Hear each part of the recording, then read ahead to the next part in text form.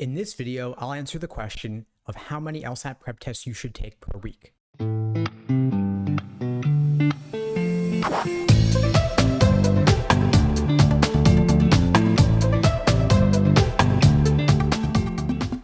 Hey, what's up everybody? Steve Schwartz here from LSAT Unplugged, joining you today to answer the common question I get from students about how many LSAT prep tests you should take per week.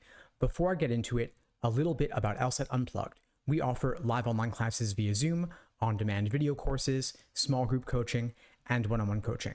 Check out the links below this video to find out more and to book a call with me and my team. We'd love to help you out. So students are always asking me, how many LSAT prep tests should I take per week?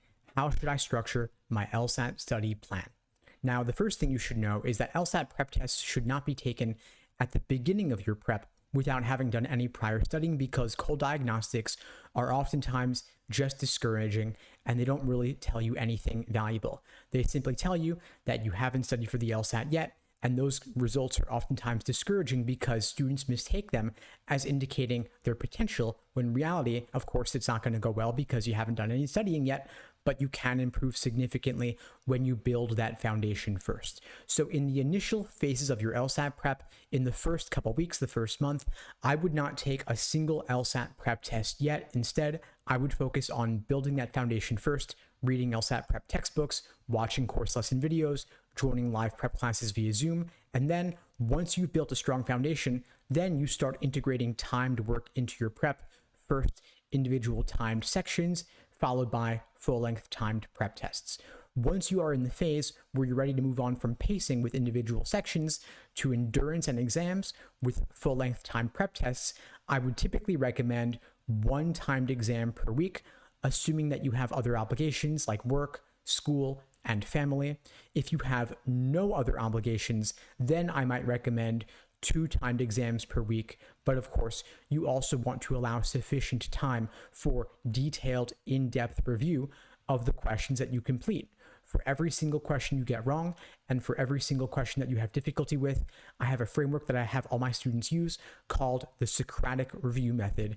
It asks you a series of guiding questions to help you drill down into exactly what gave you trouble regarding a given LSAT question, to help you extract the key takeaways that will allow you to study more effectively on your own in between your live classes or in between your one-on-one LSAT coaching sessions, depending, of course, on what kind of support you're getting with your LSAT prep. If you're looking for more guidance on how to structure your LSAT study schedule and how to engage in that Socratic review method I mentioned, check out my book, Mastering the LSAT, available at lsatmasterybook.com.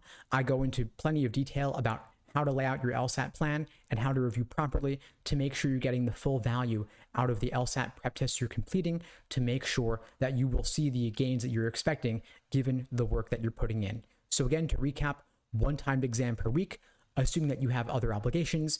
Otherwise, 2 timed exams per week, assuming that you have no other obligations and have sufficient time in your schedule to engage in that detailed review that I mentioned before. Now, which LSAT prep tests should you complete in your LSAT study plan?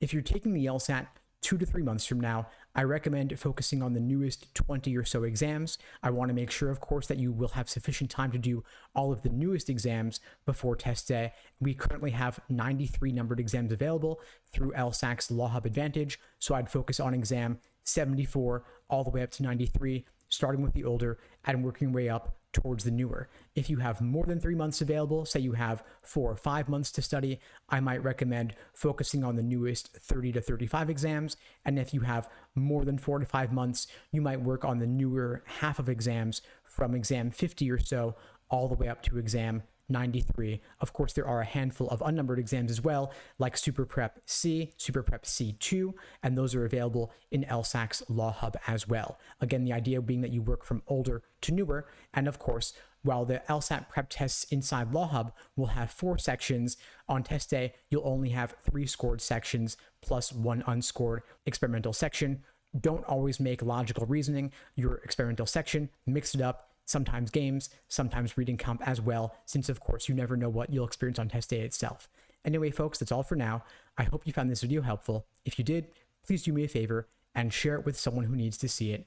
I don't do any advertising for this channel. I rely only on word of mouth to help get the word out, and you sharing this video really does make a difference. In the meantime, I'll wish you all the best and take care.